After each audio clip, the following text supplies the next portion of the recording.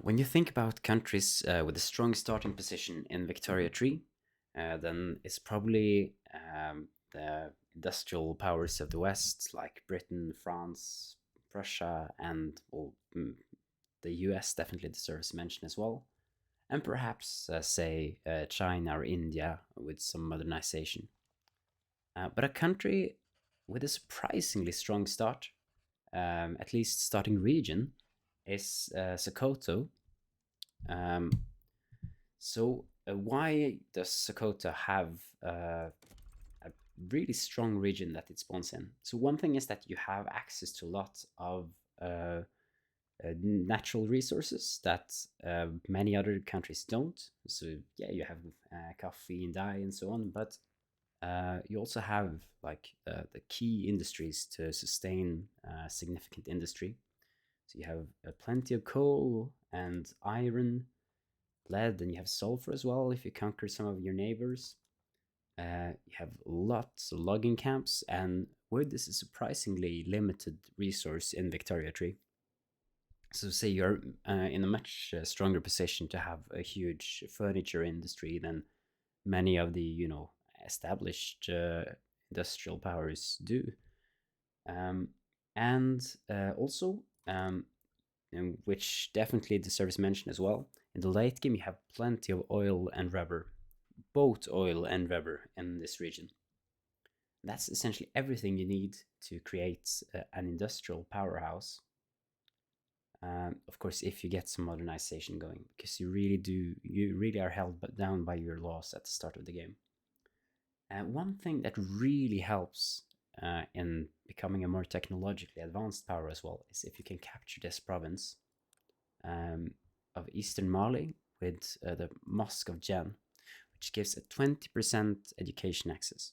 This is not a local 20% education access, this is for your entire country. So this is almost as strong as if you um, were to have promote social mobility active in the entirety of your country at all times.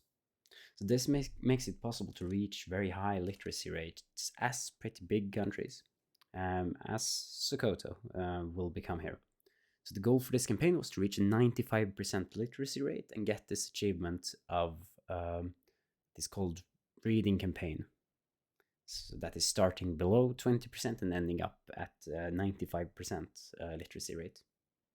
So my first course of action was to try to secure this coastline so that European countries would not reach it before me. So I conquered most of the states here, especially Benin turns out to be a really powerful state for industrialization, and I vassalized Ashanti here. In that process, I managed to just abolish serfdom by myself, but I also got free trade uh, from starting off with isolationism. Yeah, again, Sokoto is really held down by its laws, and I did that through having Britain enforce it on me through war. So I think that it was in the defense of Ashanti that Britain intervened, being promised to open my market be opened. So essentially, I just made Ashanti capitulate and vassalize them, and then I just immediately capitulated to Britain to get rid of that terrible law of isolationism. I did a similar thing later on as well to get rid of slavery, join a war against Britain, and have them enforce ban slavery on me. So, skipping a bit further forward into the campaign, I have now vassalized all my neighbors and starting to get a proper industry going, and my literacy rate is starting to catch up with the West a little bit. Um, I am still an unrecognized major power, but a little bit in further on here, I would manage to do something about that. Um, yeah, standard of living is starting to increase. The GDP is starting to pick up its pace as well. So things are looking pretty good at this point. So here I ended up in with a very great opportunity. So you see that Britain has attacked France here, and they occupy most of, but not all of this province. So what I did here was that I declared war on France for recognition and for this province. And France doesn't have any troops here, and there's still room for me to go in here and occupy it. So what this allowed me to do was, well, you can see. Yeah, so with France being unable to contest us taking control of this province, they ended up ceding it to us and, yeah, giving us recognition as a major power and thus removing this debuff to technology spread here. But also critically giving us access to the province of Eastern Mali and building the Mosque of Djenne eventually, which is, yeah, a very, very important part of achieving this objective of literacy, because you can see that we are still pretty far off the 95% mark. And of course, one of the first things I did was that I started to play to conquer Eastern Mali as well, to cover the province and built the mosque.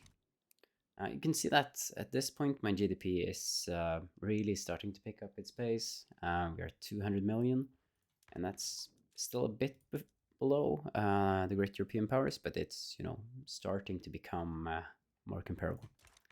Yeah, that's also a thing I discovered this campaign. Oh yeah, not yet, not yet. So yeah, we are just a couple more years down the line, but you can see that our literacy has really skyrocketed since last time. And of course, this is because one, I have, you know, gotten to really extend this education institution now, and we are a very wealthy country, so having private education means that we, you know, yeah, we have an insanely high education access. Also used social mobility before that to keep it high as well. And in sum, with this mosque, then we have had pretty much 100% education access in all of our country. And I think that there even was a time where it was a little bit overstacked. Like, we technically had more than 100% education access. That doesn't do anything for you, so that's not really optimal. But yeah, we did do that. Also, yeah, this was what I was about to show you before, but it hadn't happened yet.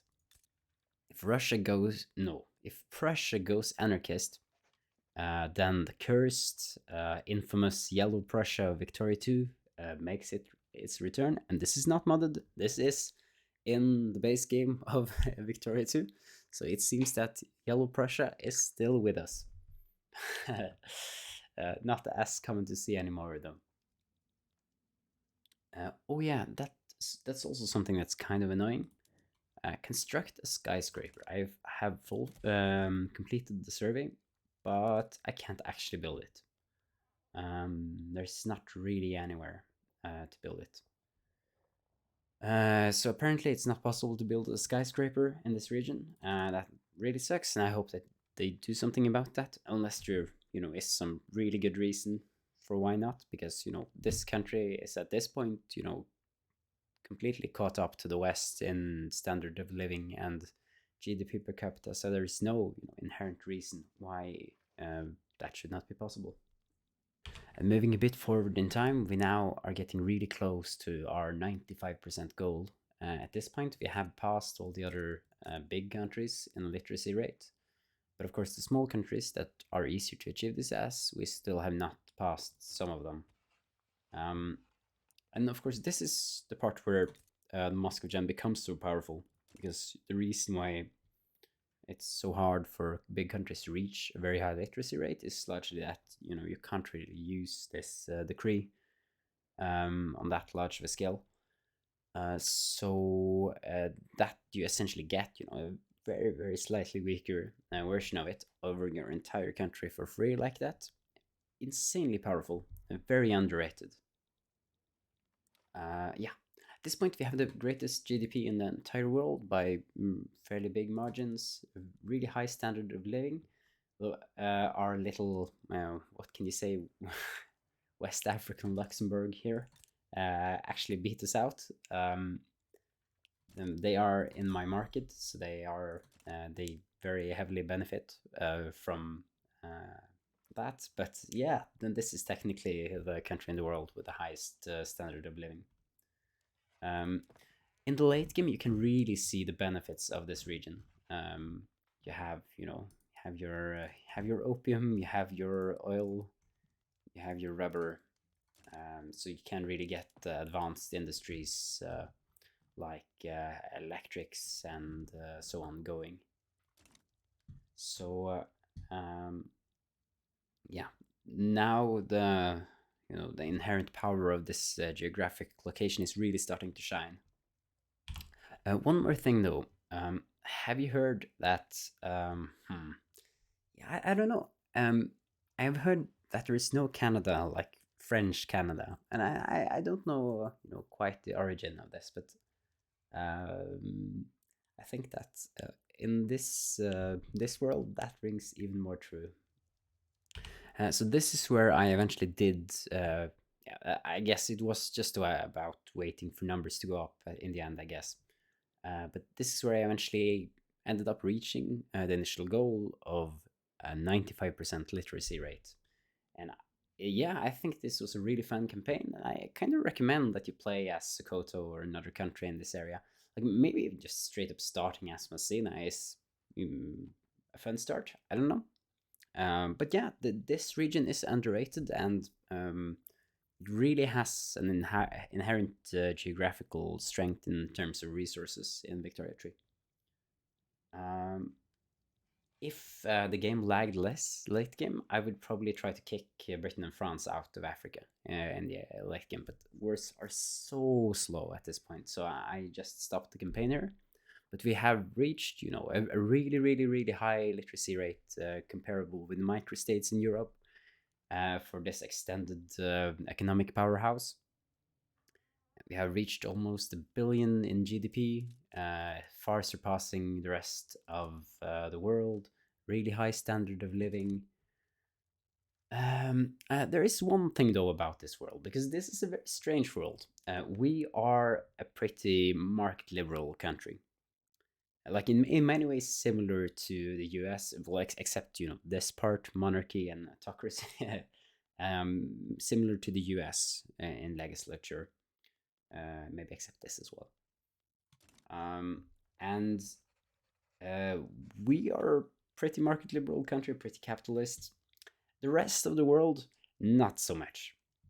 So you remember discussing Yellow Prussia from earlier? Yeah. They got joined by communist Britain and communist France, and yeah, the United Syndicates of America. But Canada is just French though. So yeah, you would have a very interesting, I guess, 20th century playing out in this world, because the factions and what the great powers stand for and how yeah would be so inverted. With the West being, the champions of communism all of a sudden, with West Africa and I suppose Russia as well, kind of being this more reactionary, market liberal bloc. So yeah, I really enjoyed this campaign. I recommend you play in the area. What countries have you played so far in Victoria Tree? Do you enjoy the game? Um, I'll end this video here, but yeah, do tell me what you think in the comments.